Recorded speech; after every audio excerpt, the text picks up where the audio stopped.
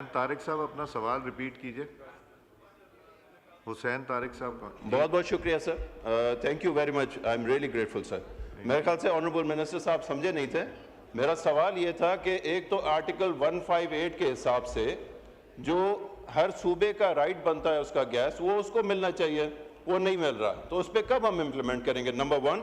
اور نمبر 2, بڑا سمپل اور اسپیسیفک سوال پوچھ رہا ہوں کہ میں گیس کی قیمت پہ بات نہیں کرنا چاہ رہا.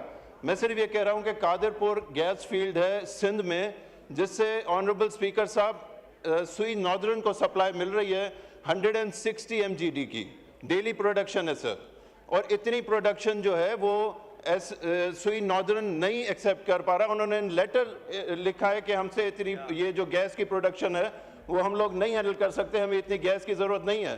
تو اگر ان کو گیس کی ضرورت نہیں ہے اور وہ گیس ویسٹ ہو رہی ہے تو وہ سوئی صدرن کو کیوں نہیں دے دی جاتی؟ وہ کراچی میں, حیدرآباد میں, بلوچستان میں اور ہمارے انڈسٹریل ایریاز میں کیوں نہیں یوز کی جاتی؟ وہاں پہ ویسٹ کیوں ہو رہی ہے؟ اگر اس چیز کا ان کو پتہ ہے تو وہ کائنڈلی ہمارے ساتھ شیئر کر دیں. جی منسٹر فار انرجی مصدق صاحب.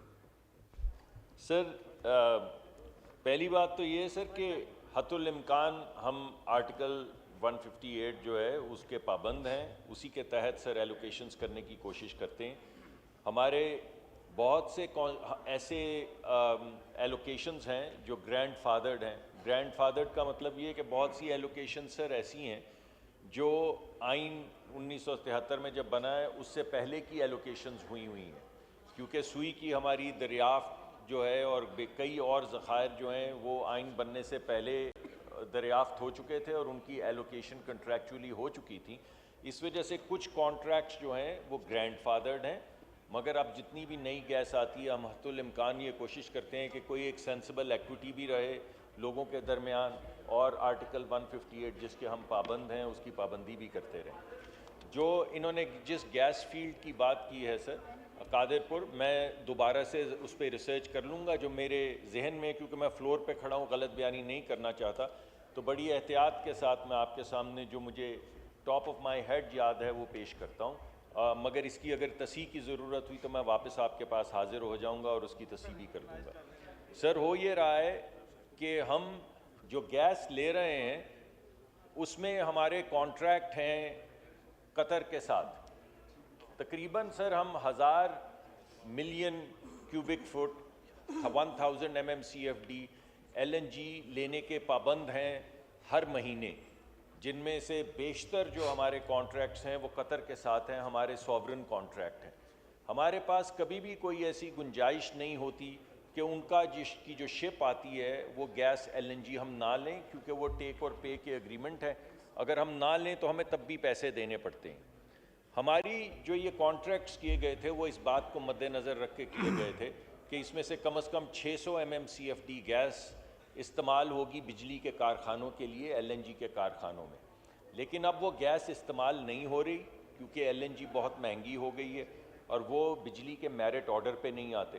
تو وہ جو 600 استعمال ہونے تھے پہلے وہ گھٹ کے 400 ہو گئے. اب کبھی کسی مہینے وہ 150 ہوتے ہیں, کبھی 200, کبھی 300 ہوتے ہیں. اس کے نتیجے میں سر ہمیں وہ LNG جو اٹھانی پڑتی ہے وہ پھر ہم گھریلو صارفین کو ڈائیورٹ کر دیتے ہیں, جس سے بہت نقصان بھی ہوتا ہے. LNG کی قیمت بھی بڑھتی ہے اور نیچرل گیس کی قیمت بھی بڑھتی ہے ڈائیورژن کے بعد سر. تو یہ جو آپ اسپیسیفک بات کر رہے ہیں, اس ویل کو کنٹین کیا گیا صرف تھوڑی دیر کے لیے. اب وہ کنٹین میرے خیال میں نہیں ہو رہا. اس کو تھوڑی دیر کے لیے کنٹین کیا گیا تھا کیونکہ اتنی زیادہ LNG آ گئی تھی کہ ہمیں اپنا جو ویل ہے, اور اس میں اخباروں میں بھی کئی چیزیں آئی تھیں سر, اور بڑی صحیح آئی تھی, بالکل صحیح تنقید کی جا رہی تھی کہ اپنے سستے گیس کے ویلز جو ہیں ان کو بند کر کے یا کرٹیل کر کے مہنگی LNG لا کے اسے سستے داموں بیچ کے گیس کی قیمت بڑھتی ہے اس سے سر. تو یہ میرے خیال میں موجودہ سچویشن اب ریزالو ہو چکی ہے اس وقت, لیکن میں دوبارہ سر ایک نظر اس کو دیکھ لوں گا, اور اگر کوئی ایسی اپرچونٹی ہوئی تو ضرور سر اس کو ڈائیورٹ کر دیں.